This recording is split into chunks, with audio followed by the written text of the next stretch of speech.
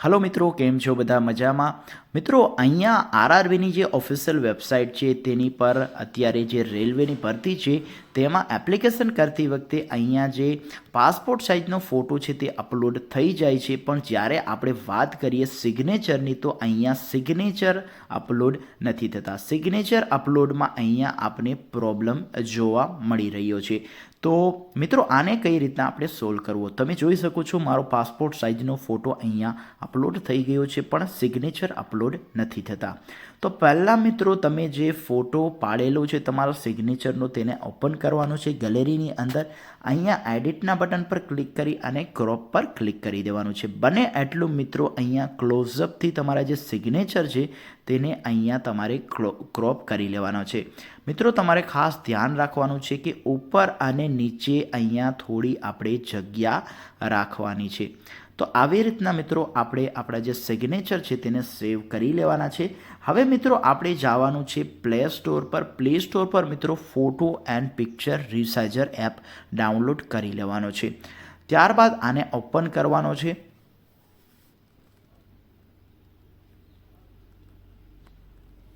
Open કર્યા બાદ અહીંયા સિલેક્ટ ફોટો કરી અને આપણે જે ક્રોપ્ડ ફોટો છે તેને અહીંયા સિલેક્ટ કરી લેવાનો છે.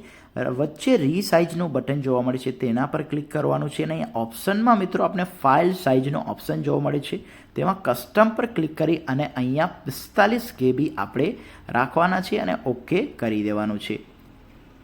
તો આપણો જે અહીંયા ફોટો છે તે અહીંયા 45 KBની અંદર બની ગયો છે. હવે મિત્રો ફરીથી આપણે ક્રોમ બ્રાઉઝર પર જઈ અહીંયા બ્રાઉઝ પર ક્લિક કરીશું અને જે ફોટો આપણે તૈયાર કરેલો છે સિગ્નેચરનો તે અહીંયા આપણે સિલેક્ટ કરી લેવાનો છે. મિત્રો, અહીંયા તમારા સિગ્નેચર જે પ્રમાણે છે તેવી રીતના ઉપર નીચે તમારે અહીંયા સાઇઝ રાખવાની રહેશે. તો મિત્રો, જોઈ શકો છો કે આપણી સિગ્નેચર અહીંયા અપલોડ થઈ ગઈ છે. જ્યારે તમે પહેલી વાર ક્રોપ કરો ત્યારે થોડી તમારે જગ્યા રાખવાની છે તો તમારી સિગ્નેચર અહીંયા પરફેક્ટલી શો કરશે. તો આવી રીતના મિત્રો તમે સિગ્નેચર અપલોડનો જે પ્રોબ્લેમ છે તેને સોલ્વ કરી શકો છો. આશા કરું છું મિત્રો વિડીયો ગમ્યો હશે.